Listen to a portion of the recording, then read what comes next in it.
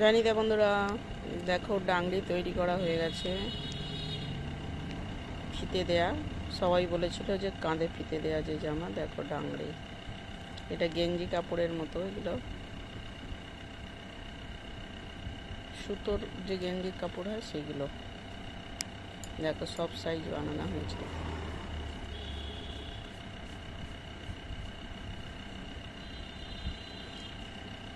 একদম প্যান্ট সমেত হয়ে গেছে। দেখো